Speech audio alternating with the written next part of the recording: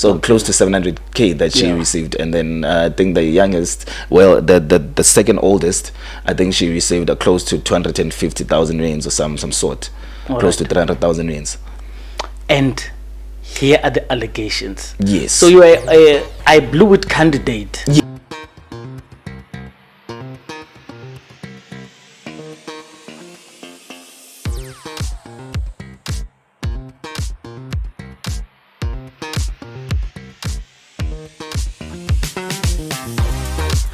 Your name is Onesimo. Onesimo.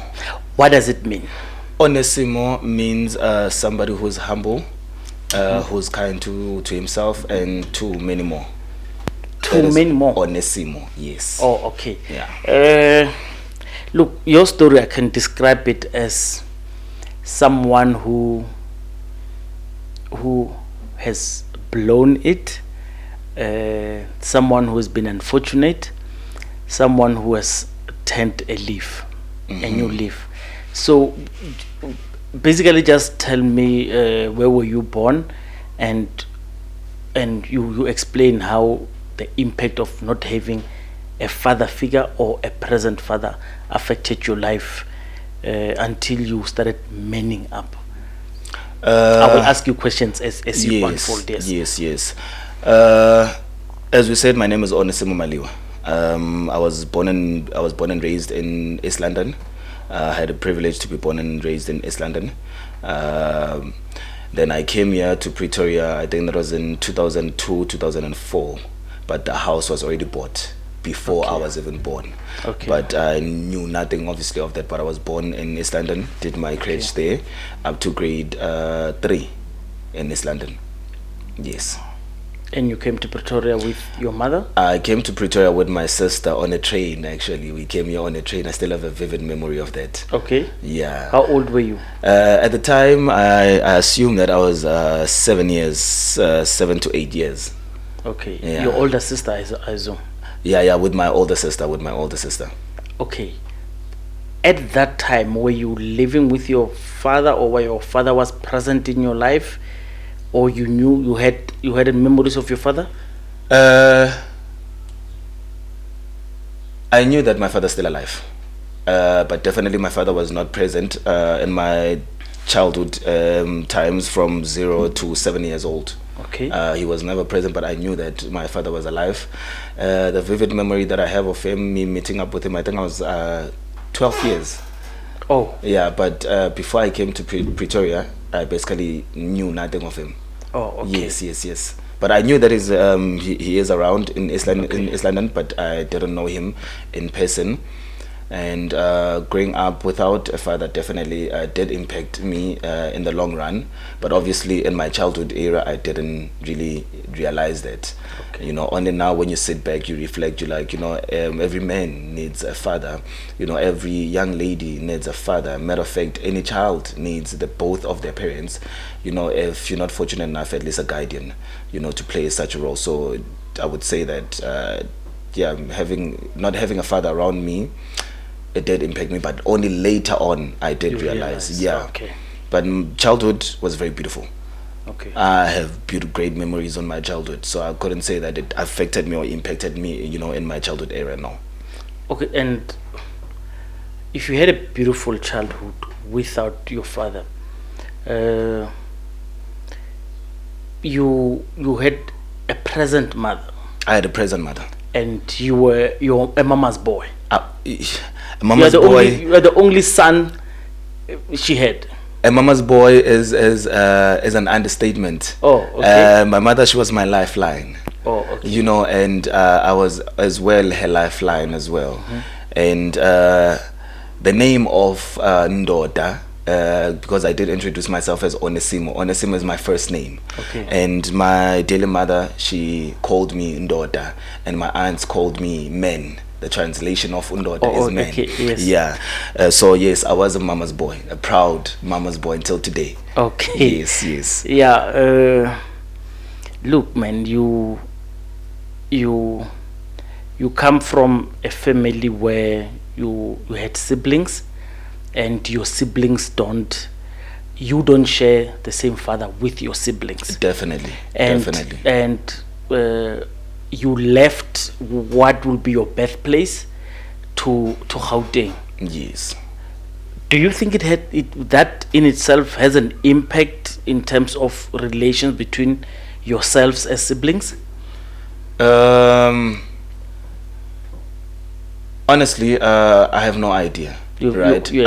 I personally have no idea on how it impacted them individually, but from what I can obviously judge, because now I'd be judging from not knowing their story. So my judged pre-answer to that would be yes, it did affect us a lot, because now one of us grew up in East London, and then one of us grew up here in Pretoria, and then where else the two of us grew up with our mother, so we traveled with our mother. So you find that the other was there, so eventually yes, it did affect us in our own different capacity.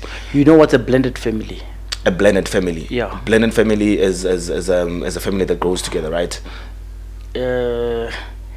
Not quite. So let me read it here. Okay. A family consisting of a couple, the children they had together, and the children from previous. So a blended family is a mother. Okay, so it's a setup where a mother and father are in existence, present, but both of them bought kids from their separate, from their other lives. Yes. So yours is almost like a blended family. It's mixed in a way that even though it was only a mother, all the other siblings have their own fathers. Yes. The reason I'm raising this as much as I'm doing is I want to understand, because when you tell your story up front, you'll understand that there's something that what we call normal siblings don't do to each other. Yeah, but we'll get to it when we arrive there. So your mother left, she was working, and she left monies, a lot of money, I could say. monies. She left monies. Yes, great investments. For 4 of her kids. For 4 of us, yes. And you are the third born. I'm the third born. I happen to be the third born. Please explain that story and how it changed your life. Okay. How old were you especially? I want to start to say where my mother was. She was actually practicing. Okay. My mother, she was a police officer. Okay. When she got relieved of duty due to her natural causes, she was a captain at her given time, but she spent so many years as an inspector, and then when she took a transfer to Free State, Sasolburg, from Sasolburg to Atteridgeville, that's when she got her ranking. Okay. Yes. So throughout my mother, she was a police officer. So now as I told you, I grew up a very fancy life, so obviously my mother's a police, I've got medical aid, so I lived a soft life. And then obviously now the unforeseen did obviously happen, whereby that now the elderly eventually have to get sick, or they eventually have to leave us. But now in this case, my mother, she was still young, ages of 50, and then that's when she passed on. And then after she passed on, then obviously that's where the monies came in, obviously all the investments and all that. I must say she was a hard worker, because she did well enough for us, for everybody, for 4 of us, as many as we were. Everybody was well taken care of.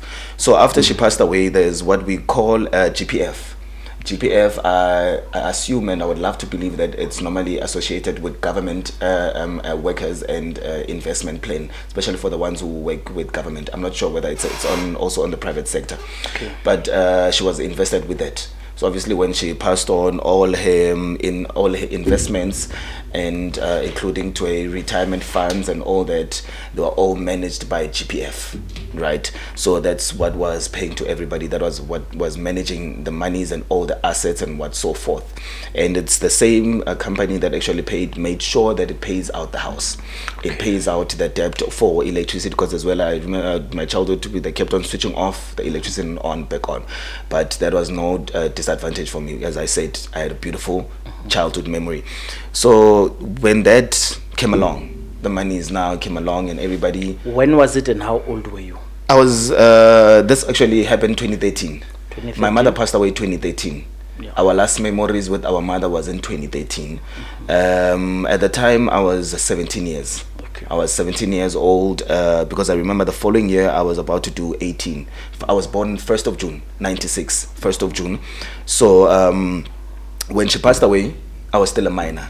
I was still a kid. I knew nothing about the banking system. I knew nothing about the world. I knew nothing about the value of 10 rands or even about the value of 1 rands besides me saying, Mama, can I please have 10 rands? You know, Yeah. can I please have 1 rands? So when she passed on, GPF paid the funds, released the funds, and everybody got their funds. But now with GPF, it has a rule supported by the South African government to say that there is no money that can be released before somebody could turn 18 years old, right? So my money was withheld, right, until the following year. So 2014, that's when the money was released into my FNB account at that given time. So I was 17 years, and then it paid in. I solely received 451,000 rands, 126 rands, 26 cents. No, 64 cents to be exact. 64 cents to be exact. So that was roughly, you can run it off to 500,000 rands that I received solely from my mother. So hence I'm saying that she was well off invested. Okay. Yes. And so your other siblings got their shares as well? Everybody got their shares. Everybody received their fair shares. Remember, the house got paid first. Yes. Before the investment was released to the beneficiaries. So now what it does is that it pays the house, it pays the debts, and then it releases whatsoever that is left. Okay. Right. So after what was released to whatsoever, whatever amount that was left was released to individual children. Right. So now GPF, there's this law that happens in South Africa whereby, okay, no, thank you. So now what happens is that with GPF, with the new government, if you as the parent or even you as well, if you don't have a written will, right, whatsoever investment, well, I think it depends with the investment company that you took, but with GPF, it takes the responsibility and the initiative to say that the older you are, the less money you're gonna receive, and then the younger you are, the more sanlam or money you're gonna receive, right? So this is just to cover up also the times and also realizing that one has to go to school, one has to exactly. So that's why I received 400 and something. Then the youngest received more than I had. And you don't know what are the figures for your siblings?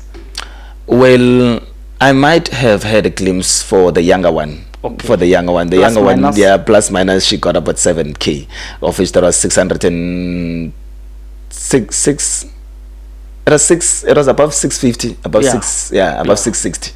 So close to 700k that she received. And then I think the youngest, well, the second oldest, I think she received close to 250,000 rands or some sort.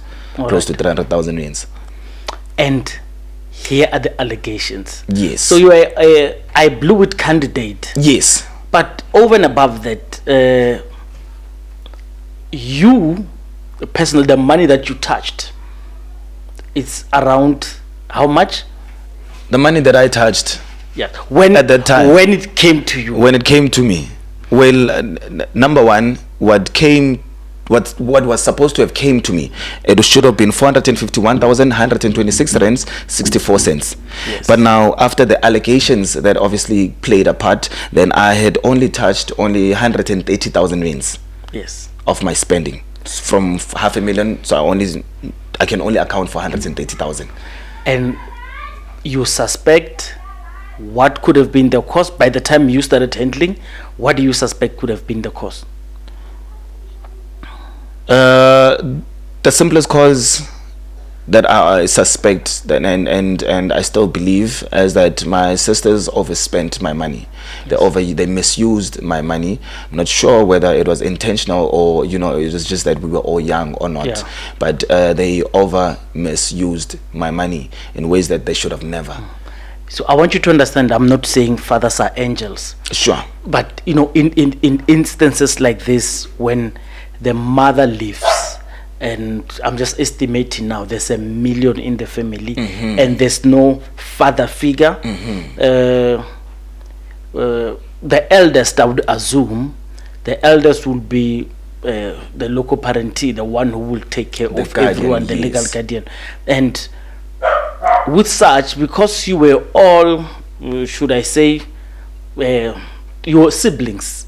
So siblings means even if the person is older, you still don't see the person as your parent. Exactly. Yeah, and so with such, when that has happened, because I would assume that the father would have been there to act upon us. Yes, would have acted as a senior person and made sure and as a guardian, as a guardian line, most importantly. And I want to qualify this. When I'm saying father, I'm talking about an ideal father. I know there are very exemplary fathers out there, and this is the time I'm speaking about them. So an exemplary father would have made sure that everyone gets what's due to them. True. Yes, and in this instance, so when you confront or you wanted to ask, were you asking the bank or you were asking what the people you were suspecting they were? You know what, I'm obviously not a police officer. Yes. I'm obviously not an investigator, right? Sure. I had to stumble upon something for me to realize that, my funds, they're just being misused. Yeah. So now, as I say that I was still young, I just only turned 18 when the money got released, right? Yes. Into my FNB account directly. That was assigned to me into my ID, my bank account, my banking details, right? So now, as young as I was, right, us young children, we always asking for brand new phones, right? Yes. You get a phone, you get the shoes, you get what. So I already gotten an outfit and a beautiful phone. You got a Cavella? No. I actually still remember the shoe. Even funny enough, I got a Nike Air Max. At that given time, of which it was 1,200 rands. No Jordans. No Jordans. No Jordans. No Cavella. No. I'm local, man. I doubt your Pretorianness. Okay. Yeah. So now, moving forth from that, I kept on asking for 20 rands for spa clothes, and I remember I had a girlfriend, right? Yeah. So obviously my girlfriend stayed in Atteridgeville, so now I needed money to travel from home to Atteridgeville. So now I would ask for my sister, can I please have 50 rands, right? Knowing that at least I've got 30 rands, and I know when I get there, at least I would buy spa and I have enough money from going back and forth. Yeah. So now as time went on, since I'm like, can I please have 10 rands for airtime? Can I please have 10 rands for whatsoever forth? Can I please have 50 rands? Can I please have 100 rands? But again, I don't remember myself asking for an amount above than 120 from my sisters, or unless that I needed them to buy me something, and they would obviously go purchase it for me, right? So now, eventually, it got to a point whereby that each and every time I ask for money, they're now complaining. And remember, I'm like 18. At the time, are you aware that there is money? I'm fully aware. I am definitely. But when you're asking, are they telling you that you are chowing your own money? Yes. Okay. Yes. Each and every time they gave me money, when the money came, when I first did my card, I knew that I was about to receive money. Okay. Right, and I knew that my mother, she was well invested. Yeah. So when the money came in, I obviously knew that there is money in. And as well, when it initially came into my account, they called me and they told me. Yeah. But they lied to me. They never told me the initial amount. Okay. Basically, they told me, not basically, they honestly told me that I received 250,000 rands. That was close and relevant to my elderly sister who happens to be second close to the firstborn, right? Yes. So she's the second born, technically. She's the second born. Yeah. So they told me that I received 207. So that's the amount that I knew. Right. So yeah, I knew that there was money each and every time I asked for money, and they didn't have to let me know that I'm chowing my money, because I knew I had money. Yeah. So the arrangement went like that. What made you wake up? What made me wake up was that each and every time I needed to go out, each and every time I now craved what we call an African burger, as partly in Pretoria, a kota in Joburg. It's a bread with chips and acha. So now each and every time I craved that, I needed some small money. They complained. They didn't want to give me money. Then I got frustrated to a point. I still remember my last time I wanted to go with friends. I never had the card. They kept the card.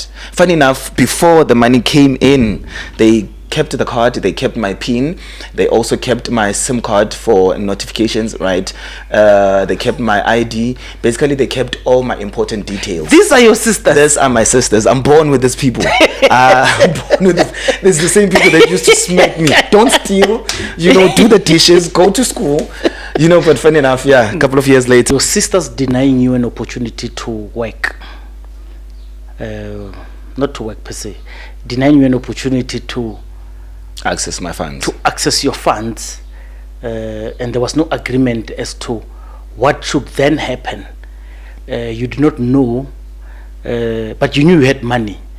You did not know that at a certain age, then I'm gonna have control of my funds. At a certain age, I'm going to be the one who no longer asks for money. There was no arrangement like that. So you just kept crossing your fingers. Then what struck a blow? What made you want to change and want to take control? I remember, right, at that given time and year, we had a school function, right? Okay. I wanted to attend, a school event, of which some last year thing is that happened in December. My farewell, exactly. So now remember, and as well, I kept on asking for 10 rands, 20 rands before that event, that specific day. So now when I called in to say, guys, I need a certain amount of money, so that I can attend this event.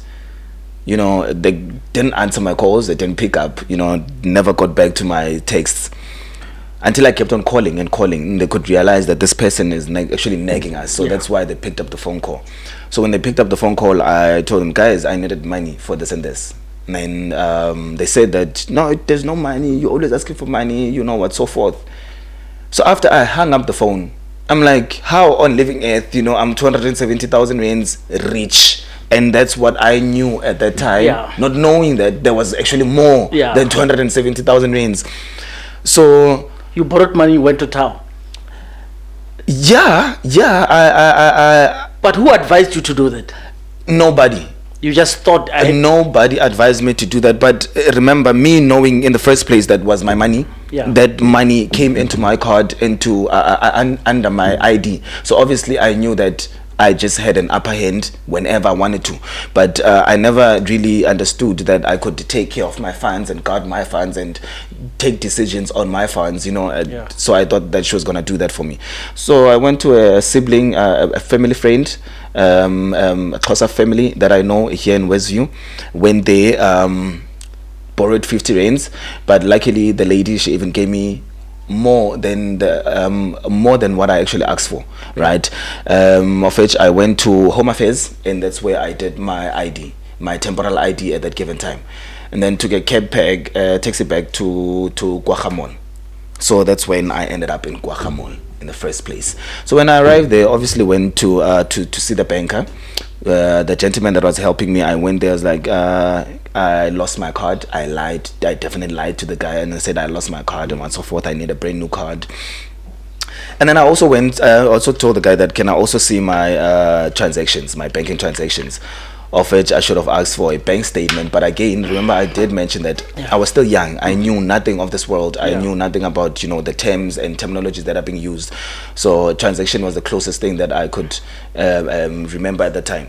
So as the guy is giving me a new bank card and so forth, he prints out a book of bank statements of my transactions, about 50 pages to more than 29 pages to think of. So I'm sitting there, I'm like, hey, I'm about to read a book, monsieur, I'm like, okay. So now as I'm busy, excited, okay, I'm about to read a book and so forth, and the guy is busy telling me so forth, is telling me that to invest and so forth, because now he could see what's happening on the profile. It's a lot of money, and exactly. Yeah. So now a phone call comes in. My sister calls me. The firstborn calls me, right? My guardian, she calls me. The busy ones. Now they're no longer busy now. Man, daughter, what's happening? Are you safe? Are you being hijacked? Are you being tied down? What's wrong? I'm like, why? Like, what happened to the card? I'm like, to them, why nindi bela? Why ningo tsotsi? Why nindi tsotsa? Direct translation of that is that, why are you guys stealing from me? Why are you guys being thieves from me? And why have you guys stolen from me? After I said those words, they hung up the phone. Listen. They hung up the phone, and while I was in Guacamole, busy with this bank and trying to read my new statement book, right? They were in Atteridgeville, Athlone Mall, trying to purchase with my same card with my funds. They were in a in a meat factory. Okay. In a meat factory, in a meat store, they were trying to purchase meat. So as they were trying to obviously swipe or pay for the transaction, it could not go through. So that's why I got the call. So now they were no longer busy any longer. So yeah. I believe so. You are left with 130 something from 400 and something. And what do you estimate the period? Because you were 17 when your mom died, mid 2013. 2014 should be around 8 months. 8 months. That was in 8 months they were able to blow over 451,126 rand 64 cents. They were able to move it from that high mark to as low as 130 something thousand. But these it are your wasn't above siblings. 140. These are my siblings, man. We come from the same womb. The same people who used to smack me, do the dishes, don't stay. Oh, there was actually an event. I still remember in East London. I think I was doing grade 2. I stole a 10 rands. Yes. 10 rand was a lot of money back then. I took the 10 rands. I gathered all my friends, bought ice cream. You know, almost as kids, came back home. And they're like, "Where's that money, man? Where's that money, man?" Yes. And they knew that I obviously stole the money. Yeah. They took me to the store, find out I got my lifetime beating. Yes. From that day, never stole. Yes. So the same people who... Yes. It's the same people after later years on now Yeah. they're stealing from my funds. So yeah. And you have this book. And I have this book. This yes. statement, the reason you call it book is because it's just lots of papers. Yes. You 18. You had an event to go to. You've got money. What grounds you, and where do you think your problem started? Man, you know, I'm this young man. You know, I remember after I stood up from the gentleman's chair, right? I walked out there as an empty man. I walked out there without any hope. I walked out there lost. Ish. I walked out there without any faith or even an idea to whom I might even go to. Even my father not being around in my life, I couldn't also pick up a call and call him this time. I'm like, "Dad, there is such a problem, you know, I need your advice." You are a destitute young man. You've got 130 in your pocket. In my pocket. But it doesn't matter because you are hollow inside. I am hollow inside. You don't have anyone to cry to. I didn't have the anybody. people who were supposed to be your parents because your parents were not there. They're the ones who knocked me. They chowed me, man. They chowed me. As kids. They became display queens. They chowed my money. They live soft with your money. Yeah. When you say soft life, yes, they did that. They definitely did that. And then what happens, and where do you think the wheels came off? So now when I took a cab home, right? I've got a young sister who at that time she hadn't reached 18, so her funds were still being held by GPF, right? So her money was not yet released. So when I went home, I got on a taxi with a plan, with an agenda, with a vision to say that when I get home, I'm taking my younger sister and we are shooting straight directly to East London. We are going to our aunt. Our aunt is the last born from my sister, from my mother's clan, right? From that generation. She's the last born, so that's my aunt. So we were basically going back, and that's where the young one, she grew up basically, from primary to high school, until she moved with us in Pretoria. So my plan was that let me take her, since I knew and I understood that her funds were still not yet tempted with, and they were still safe. So I was like, let me use this 130,000 rands. Let's go home. So when I got there, it so happens that before I even got to my house, you know, there's a neighbor's house. Yeah. Before I jumped my neighbor's house, yes, my sister's car was already following me behind.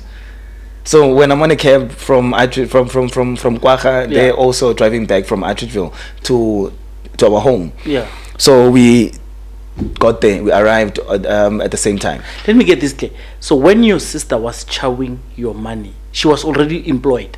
She was already employed, permanently so. Because she has a car? She has a car. Okay, continue. She has a car at that given time, and she had already bought a flat as well. So she was well off invested as well. So Now, but we're there at the gate now, we're exchanging words, you know, and now I'm exchanging words of confusion. I'm exchanging words that I'm trying to understand. I'm exchanging words that I fear now, even walking into the yard. Because I'm like, if you have managed to do this, are you not going to kill me? What more do you have? What more are you capable of? I'm literally, these are my sisters, mind you. I never thought of this before in my life until that day I came to the gate. While I was there at the bank, I lost so much. I didn't think of such of them, right? So I didn't have a pre-idea judge them before. Basically, I had lost myself. I had lost me at most. I just lost my mother. I lost everything. So when I got home, that's when another chapter now was introduced to me, saying I'm basically dealing with people that I cannot trust. Now my life is actually in danger. So as we're exchanging words, I'm telling my young sister, Masambe, nomdi, Masambe, maskoduke semonti, Masambe sekumagazi. So this means let's go home. Yes. So when you say you're exchanging words, it was confrontational between yourself and your sisters. Yes. So what is the beef now? The beef now is that why did you guys lie to me first of all to say that I received 270,000, where else you guys know that go to my bank statements, it's written here that I've received close to 500,000 rand. And that's on the streets. I'm on the streets. My neighbors are watching. We are busy chanting and shouting. Our voices are loud as speakers in a club. So now you can only imagine. So it was just a free show for everybody. Yeah. Ish. And so did you eventually take your sister? Eventually, I never managed to take my sister. Who calmed you down? Myself. That was again. irrational. Myself again, because I was crying. Eventually, I was crying. And remember, even the time I walked out from the bank, I couldn't care about the money. So my younger sister, she kept on saying, daughter, unengxaki nemali. And this means that, are you really desperate for money? And after she said that, I was like, you know what? I never cared about money. I never loved money. I've never been a selfish person by heart. So you know what? Take that card on top of that. So I threw them back with the card, with an extra 130 on top of the 300 and plus 70,000 rands that they've chopped. So I threw them back with the card. But this time around, they refused to take the card. Okay. I think they feared. I kept the card. And then we remained home. We walked inside. But we really didn't touch base on what really happened, because I had already finished up my story. What I wanted to ask you is, so because there was a parent, the sibling became a parent, was there any plan towards who's buying groceries, how are we gonna pay this, who was taking financial responsibility? The sole person who was taking financial responsibility is the same lady, the same elderly, who is driving the car, the same one who has got a job, the same one who has just recently invested into a property at that given time. So she was the one who was responsible for everything. You know, that's what I knew. So the money to buy groceries and to take care of came from you and your second born? Because this is the part I don't understand. Like, what was the arrangement into how to take care of all of you? The arrangement was that obviously they're gonna extend the house, you know, and then with whatsoever funds that are there, they're gonna invest them, you know. So that's why even when the monies came out, and remember, we had those plans before the monies came out, before they could even also receive their monies. When the money came, it was a whole different story, man. It was a whole that we are going to Dubai now. All right, sharp. So, yeah. And so in other words, you didn't go. I want the step where you take responsibility. How did you lose that money, and how did things happen? And we're talking about things that happened, well, somewhat 9 years ago. Yes. What happened? So now, what now changed, right? What now changed from 130,000 rands to me being broke. Remember, I just confronted my sisters with this 130. Yeah. And a couple of minutes ago, I threw them with my card, and they gave it back to me. So now day one passes. Obviously, this is still playing through my mind. Day two passes. This thing is still playing through my mind. The third day, still the same thing. So now, I'm a marijuana smoker. right, I kept on smoking marijuana. Were you smoking then? I was smoking then. Are you still smoking now? I'm still smoking now. Okay, and then what happened? Because marijuana, in other words, treated you well. You were okay. It calmed me you down were for okay those with 3 it. days. Yeah. For those 3 days, it calmed me down for those 3 days. But the 4th day, that's when I met up with this young fellow in the neighborhood. Yeah. And since I remember I had access now to 130,000, that means I could basically purchase everything. Yeah. Right? So I went there to that boy. I had 500 rands in my pocket. That was my first withdrawal, actually, the 500 rands. Went to him and I said, dude, I want drugs. You just straight up. You didn't hit drugs by accident. You requested it. I requested. No. Was he a user? He was. I went to him because he was a user, and I knew that he had access. So I had to choose my people. Yes. So by the time I went to him, I knew that this guy is a user, and I knew if I politely asked him and I convinced him and I showed him the money, the funds is gonna accept it. Sure. So we walked up to Elan Sport. That's where we bought kit. We bought 2 bags. Of which at that time they were retailing at 50 rands per bag. It's a white powder similar to cocaine. I'm not sure whether it's better or less than. And you know the house, and you think the same people in the same house are still selling. Don't disclose it. I still do know the house. Even now, I still do know the house, but unfortunately today they're actually no longer selling. Their business actually shut down over the years. Okay. Yes. But that's the house that I got my first bunch, my first stock, my first drug test, my taste. Yeah. Yes. So explain your first high. My first high. Oh man. My first high, bro, was a huge relief for me. That's why I'm even smiling. Yeah. It wasn't a desperate feel of drugs, but it was a desperate feel of I need to let go of the burden that I had. So my first high was a lot of stress has been removed off of me. I could no longer focus on that. Could no longer think about it because now I'm so high, so hyperactive that my energy doesn't allow me to focus on negativity. But I'm doing negativity. Oh. Yes. So my first high was a huge reliever for me. My first high was one of the best things that could have ever happened to me. Okay. I could at that given time because I was lost, I was stressed, I was going through a lot. So my first high was the most beautifulest high I've ever experienced. Okay. Until today. Of course. Yeah. You're not gonna reach it again. Yeah. No. And how long did you use, and how do you think the money got depleted, and how long did it take you? So now I think I used for a good 3 months, 3 to 4 months. That's how actually long I actually used the 3 to 4 months. It wasn't actually that much long. And any types you stuck with what you started with? No. Actually, within those 3 months, actually, it was a lot. Yeah, 3 months was a lot. A week was actually because I had money to move. So a week was just a long week. Yeah. For me and for everybody that was. So were you still going to college? I was still attending college. So now from Kate, what we were smoking, I obviously got better. From Kate, I went and I tried out cocaine. So I also do know the high of cocaine, right? Okay. From cocaine, I then went down. I went to ecstasy. From ecstasy, I went down to popping pills. What is that? Popping pills. There's this drug that they use recently now. These kids. It's called what is it called? It's a depression pill though. I just forgot the name of it. Now it's just slipped. What does it do to you? It calms me down. Okay, so it's a downer. It's a downer. And what you were doing were uppers? They were all uppers. They were all hyper energy type of drug. Is it popping because you are popping the actual or the? No, it's just the term. It's just the term. All right. We just pop it in. We just throw it in. So it's just we would simply say we are popping. Okay. Yeah. So it's just the term. So I did obviously graduate from KED to other drugs as well. But luckily enough, I never went to your heroin, nyaupe, but I've also done rock. What is rock?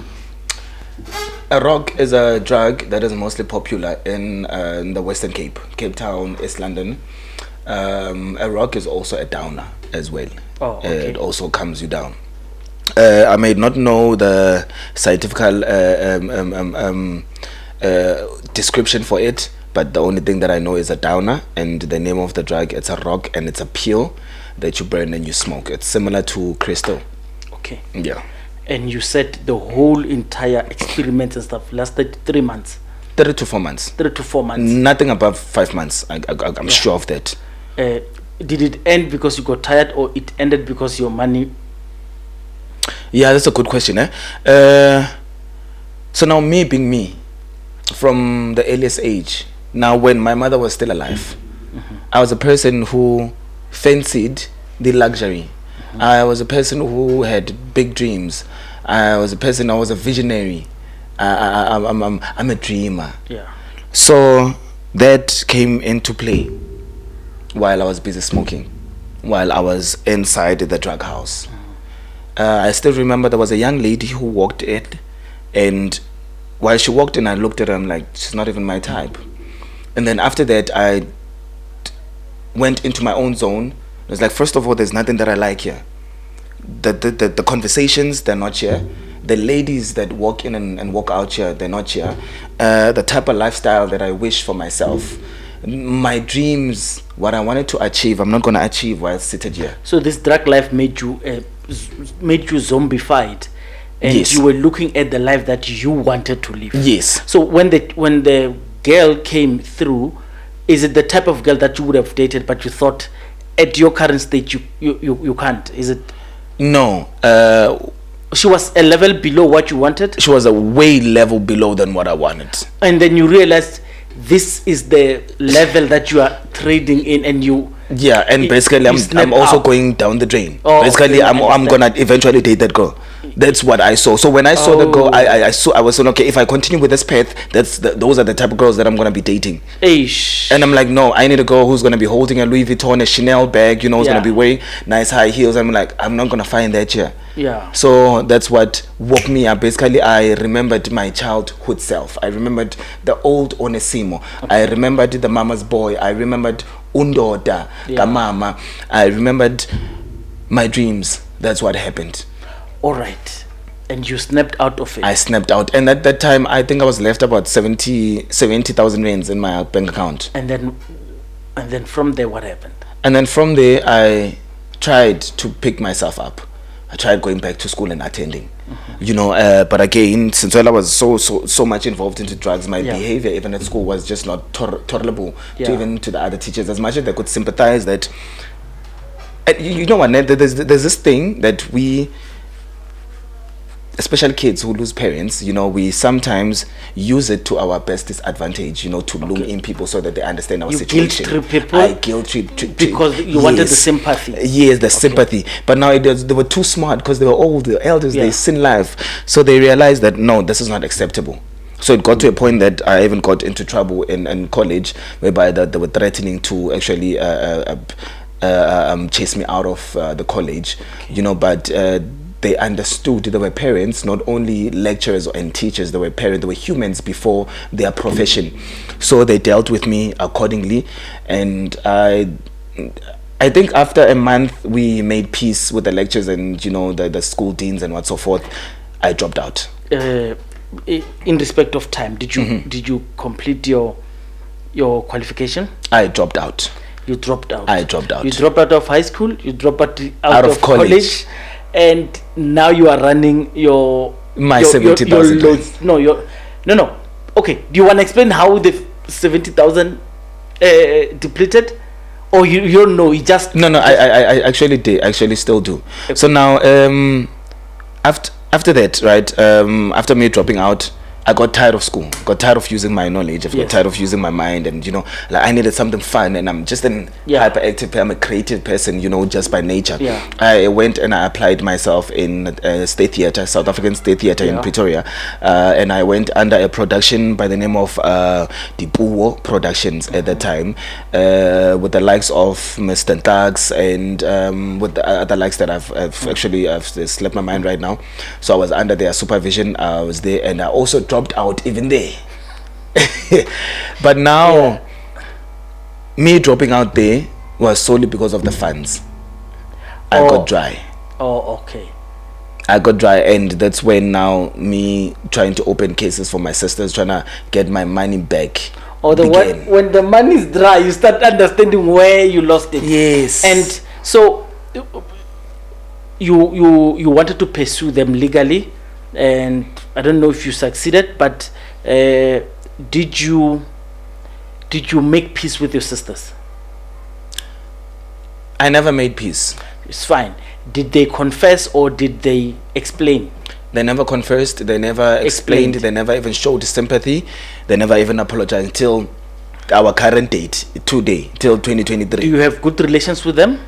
Currently, no. We are all just pretending. We are all just buying face. Or you are talking to each other, but deep down, we all know the truth. Yes. Okay. Yeah. So if any family member were to sit you down, so you could, I know the money won't come back. Yes. With your knowledge that the money won't come back, but you still need siblings, would you sit down with them and smoke the peace pipe? Honestly, as I've said before, I'm a good person. Yeah. From my younger self. Yeah. I always say to people, go back, look into your childhood. Mm-hmm. Look to that young boy who was 5 years until the ages of 13. Yeah. Look into that. So going back, I've always been a forgiving person. Mm-hmm. So even till today, if they were, and if they could genuinely mean it from the bottom of their hearts, and they could sit down and apologize, and if they could recognize the impact and hurt it cost you, it cost me, and what it cost me for me to be here, I would definitely smoke the piss pipe with them, and I would genuinely forgive them and move on. You would forgive them if they genuinely ask for apology? Even if they don't genuinely, like, I've never even had that fake apology. Do you understand? Not even the fake apology. I've never had. I've never even had the genuine. So from where I'm seated, I could just simply say any apology. If they could organize a meeting and say, we apologize for 1, 2, 3. So one guy was sitting where you stood. He said, as long as someone is stepping on you, he's got his foot on you. He's not apologizing and he's not taking off the foot. It will be difficult for you to forgive. Is that how you feel? That is exactly how I am. Right. That's how I feel. Okay, here's the thing. So what do you do now, and how do you keep yourself? Do you've got kids? I do have a baby boy who is 7 years old, who lives behind Madeira, close by, with a happy family. Okay. Definitely is a healthy young man. Okay. Yeah. 7 years. He started school, right? He's already in grade R now. He's already in grade R. Yeah. The young man is growing. Okay. And how do you feed him? Are you economically active, and what do you do? Economically, I am active. Currently, and this is actually very humbling, man. I can tell you that I'm even myself, I'm even humbled. Currently, I'm blessed enough.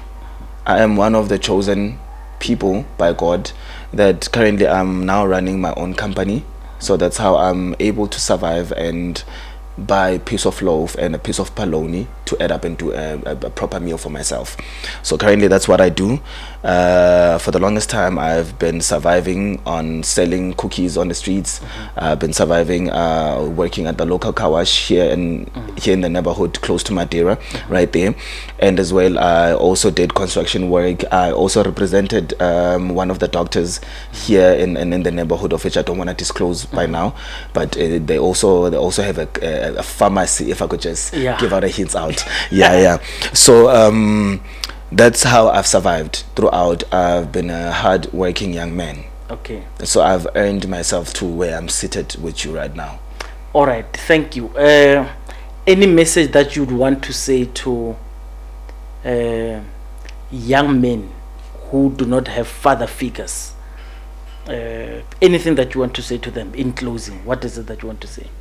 In closing, I would simply say that, number one, always remember the younger you, because it worked out for me and I cherish that so much. Number two, I would simply say to the young man that to remember to find a father on the street, find a father elsewhere. If you can't find somebody who has got a healthy father figure towards you, find a healthy mother figure. keep on trying your level best. Go to school, because I can tell you right now, it's very much important. Go to school. If not, seek for help. Go to social workers, because drugs are not the way. It's just gonna sort it out. It's just gonna give you a relief for a short time. Temporarily so look for somebody who can help guide you and help to build a particular individual that you want to be tomorrow. If not, find it in you. Onesimo Maliwa. Thank you very much.